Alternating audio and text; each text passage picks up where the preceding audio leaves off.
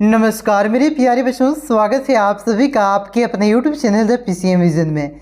प्यारे बच्चों, आज के इस वीडियो में हम लोग क्लास 12 हिस्ट्री जिसका एग्जाम 21 मार्च को होने वाला है उसके टॉप 40 VVI MCQ प्रश्नों को डिस्कस करेंगे, जो कि आप सभी के बोर्ड एग्जाम में आने की ज़्यादा से ज़्यादा संभावना है। तो वीडियो पे आप लोग अंत तक बने रहें और चैनल पे पहली बार आए हैं तो चैनल को सब्सक्राइब जरूर कीजिएगा।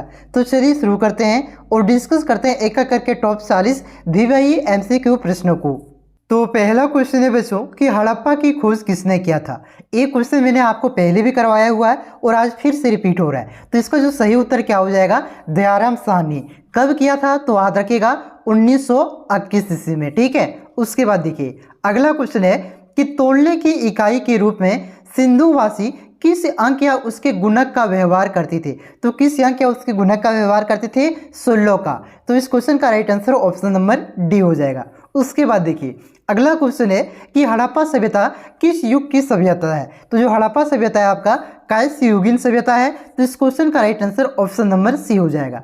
उसके बाद नेक्स्ट क्वेश्चन है कि हड़प्पा किस नदी के किनारे स्थित है। तो जो हड़प्पा है बच्चों ये आपका रावी नदी के किनारे स्थित है। ऑप्शन नंबर सी इसका राइट आंसर हो जाएगा।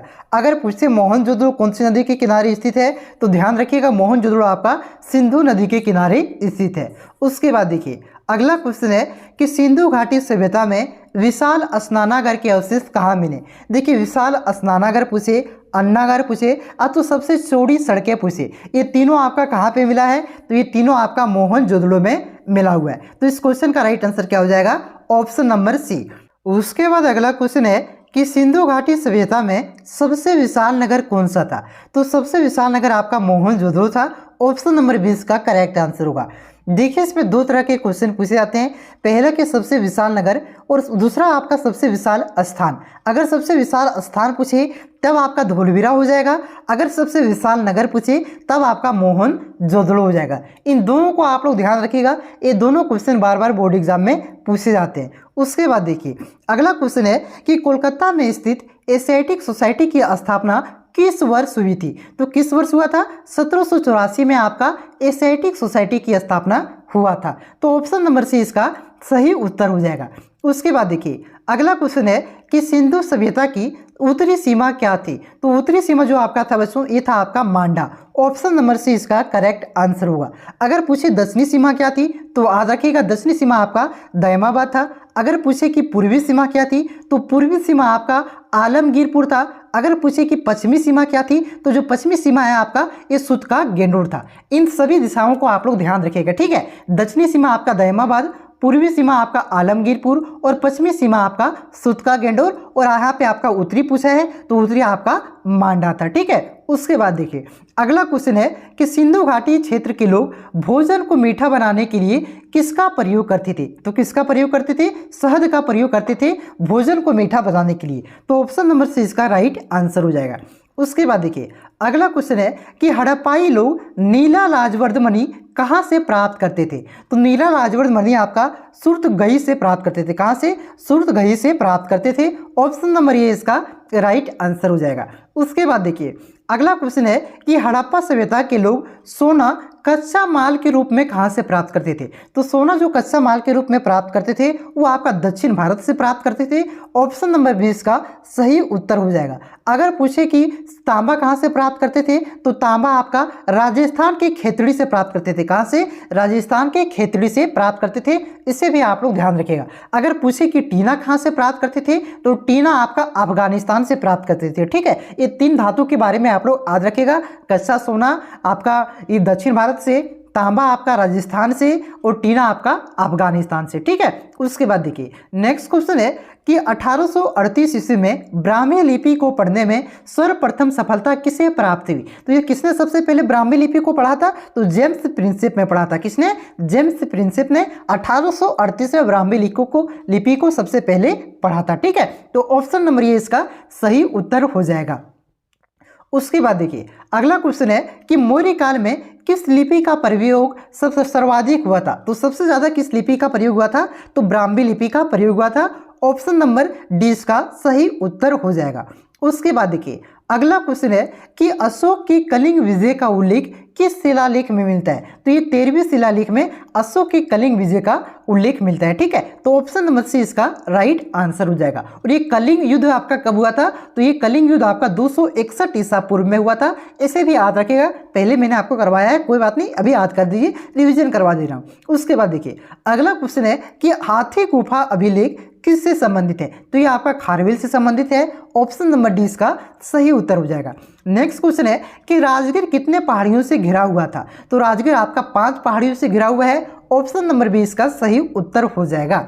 उसके बाद देखिए अगला क्वेश्चन है कि पाटलिपुत्र की स्थापना किसने की? तो जो पाटलिपुत्र यानी कि जो आज का पटना है, इसका स्थापना किसने किया था? तो उदयन ने किया था। किसने? यहाँ पे उदयन लिखा हुआ है, इसको उदयन, उदयन और उदयभद्र ये तीनों कहा जाता है। तो याद रखिएगा इस क्वेश्चन का right answer option number D हो जाएगा। उदयन ने पाटलिपुत्र की स्थापना किया था। उसके बाद देखिए अगला क्वेश्चन है आपका कि इंडिका की रचयिता कौन थे? तो इंडिका की रचयिता कौन थे?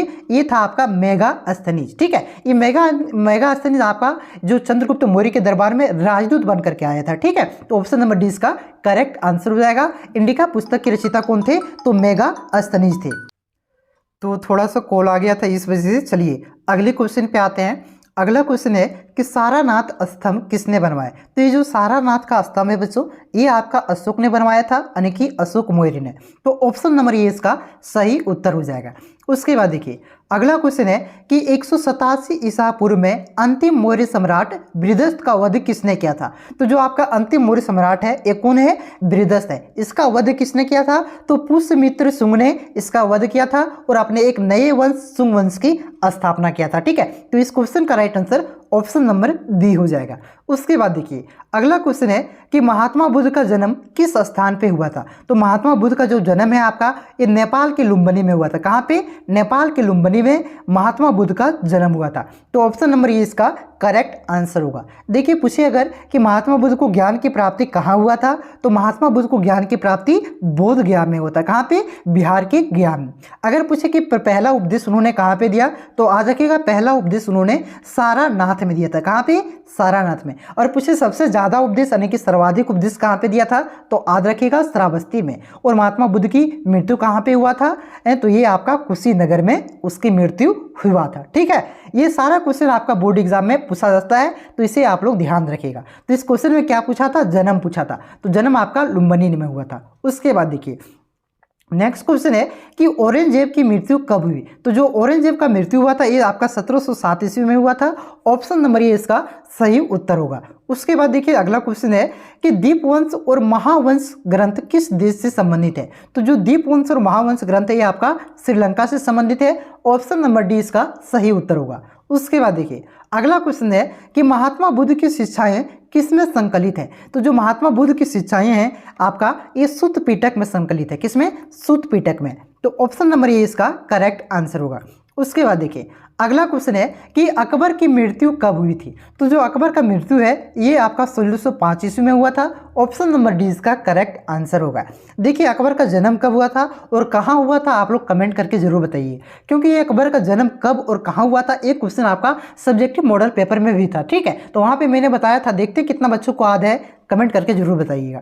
उसके बाद देखिए अगला क्वेश्चन है कि महात्मा बुद्ध ने किस स्थान पर सबसे अधिक उपदेश दिए थे? तो अभी कुछ देर पहले मैंने आपको बताया कि सबसे अधिक उपदेश कहाँ पे दिया था? श्रावस्ती में। और सबसे पहला उपदेश कहाँ पे दिया था? तो पहला उपदेश आपका सारानाथ में दिया था। ठीक है, तो सबसे अधिक उपदेश श्रावस्ती में दिया था। ऑप्शन नंबर सी इसका सही उत्तर होगा। उसके बाद देखिए अगला क्वेश्चन है कि अवध सूबा वर्तमान के किस राज्य में स्थित है? तो जो आपका अवध सूबा है ये आपका वर्तमान के उत्तर प्रदेश में स्थित है। ऑप्शन नंबर बी इसका सही उत्तर होगा। उसके बाद देखिए अगला क्वेश्चन है कि अकबर के द्वारा जारी किया गया चांदी के सिक्के को क्या कहा जाता है? तो अकबर के द्वारा जो जारी किया गया चांदी का सिक्का है उसे रुपया कहा जाता है। और तांबे के सिक्के को क्या कहा जाता है? तो याद रखिएगा तांबे के सिक्के को दाम कहा जाता है। और जो आपका सोने के सिक्के हैं उसे दिनार कहा जाता है। ठीक है, तांबा का पूछे तब दाम, अगर चांदी का पूछे तो रुपया, और सोना का पूछे तब क्या? दिनार। तो यहाँ पे क्या पूछा है? यहाँ पे आपका चांदी पूछा है, तो क्या हो जाएगा आपका? ये रुपया हो जाएगा। ठीक है, तो ऑप्शन नंबर सी इसका सही उत्तर हो जाएगा। उसके बाद देखिए अगला क्वेश्चन है कि आईने अकबरी के किस भाग में मनसबदारी का प्रयोग किया गया है? तो जो आपका सिपाही आबादी है इस भाग में आपका मनसबदारी का प्रयोग किया गया है। ऑप्शन नंबर 20 का सही उत्तर होगा। उसके बाद देखिए नेक्स्ट क्वेश्चन है कि विजयनगर का अपने स्थापना से लेकर के पतन तक, यानी कि जब इसकी स्थापना हुआ था और जब इसका अंत हुआ तब तक किस साम्राज्य के साथ इसका संघर्ष चलते रहा था, यानी कि लड़ाई चलते रहा था। तो ये जो आपका बहमनी साम्राज्य है इसके साथ इसका संघर्ष चलते रहा था, इसके लड़ाई चलते रहा था। ठीक है, तो ऑप्शन नंबर सी इसका सही उत्तर हो जाएगा। यहाँ पे मैं थोड़ा कुछ रिविजन करवा देता हूँ। देखिए कि विजयनगर साम्राज्य की स्थापना कब हुआ था, तो 1336 ईस्वी में हुआ था। किसने किया था, तो हरिहर और बुक्का नामक दो भाइयों ने किया था। और इसका अंत कब हुआ, तो 1565 का जो आपका तलीकोटा का युद्ध था इसी में इसका अंत हो गया था। ठीक है, तो इसे भी आप लोग याद रखिएगा। उसके बाद देखिए आगे बढ़े तो अगला क्वेश्चन है कि विजयनगर के किस शासक ने मुस्लिमों को अपने सेना में शामिल किया था। तो किसने, देवराय द्वितीय ने अपने सेना में मुस्लिमों को शामिल किया था। ठीक है, उसके बाद देखिए अगला क्वेश्चन है कि विजय का शहर किस साम्राज्य को कहा गया। तो जो आपका विजयनगर साम्राज्य है इसे विजय का शहर कहा गया, तो ऑप्शन नंबर 20 का सही उत्तर होगा। उसके बाद नेक्स्ट क्वेश्चन है कि विजयनगर की मातृ देवी किसे कहा गया। तो जो आपका पंपा देवी है इसे विजयनगर की मातृ देवी कहा गया है। ऑप्शन नंबर ये इसका सही उत्तर हो जाएगा। उसके बाद नेक्स्ट क्वेश्चन है कि बृहदेश्वर मंदिर कहाँ पर है। तो जो आपका बृहदेश्वर मंदिर है ये तंजावुर में स्थित है। ऑप्शन नंबर ये इसका सही उत्तर हो जाएगा। आगे बढ़े तो अगला क्वेश्चन है कि अकबर का शासनकाल क्या था।